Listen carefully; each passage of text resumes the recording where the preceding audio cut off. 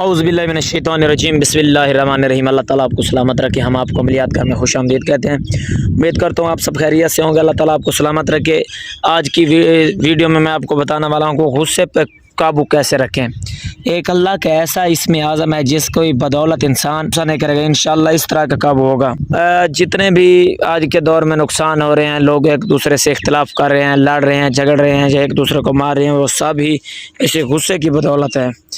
جو شخص اسم مبارک یا خالقوں کا ورد کثرت سے کرے گا، اس کے اندر غصے کو قابو کرنے یا اس کو قابو میں رکھنے کی اہلیت پیدا ہوگی، اور وہ بڑے سے بڑے عیبدار انسان کو دیکھ کے بھی بد مزاج نہ ہوگا، بلکہ اسے عبرت کی نگاہ سے دیکھے گا کہ اسے بھی اللہ نے پیدا کیا ہے اور اس کے عیبوں کو بھی اللہ نے بنایا ہے۔ اس کے عیب ہیں، اس کو بھی اللہ پردہ رکھے ہوئے ہے۔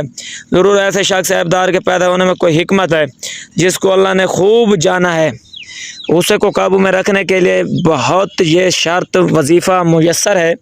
بلڈ پریشر کے عریضہ میں مبتلا افراد بھی اس کا ورد نماز کے بعد بکثرت کریں تو انشاءاللہ تعالی ان کا بلڈ پریشر اعتدال میں رہے گا۔ یقیناً بلڈ پریشر جو ہے وہ غصے کی وجہ سے بڑھتا ہے، اور اللہ تعالیٰ بیماری سے بھی شفا عطا فرمائے گا۔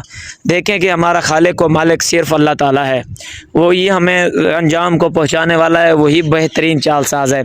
اللہ تعالیٰ آپ کو سلامت رکھے۔ امید کرتا ہوں آپ سب خیریت سے ہوں گے، اور اللہ تعالیٰ آپ کو عطا دے رکھے۔ آپ ہمارے ساتھ جڑ رہے، ہمارے پیج کو فالو کریں، لائک کریں، شیئر کریں، اور ہمارے ساتھ جڑے رہیں۔ یقیناً جو سکون ہے وہ اللہ کے ہی ذکر میں ہے۔ الا بذکر اللہ تطمئن القلوب۔ یقیناً اللہ کے ذکر میں ہی سکون اور راحت ہے۔ سمجھ آ رہے ہیں؟ اس کے علاوہ آپ کوئی ایسا کام نہ کریں، اللہ کے ساتھ ٹچ ہو جائے، انشاءاللہ آپ کو تمام معاملات حل ہو جائیں گے۔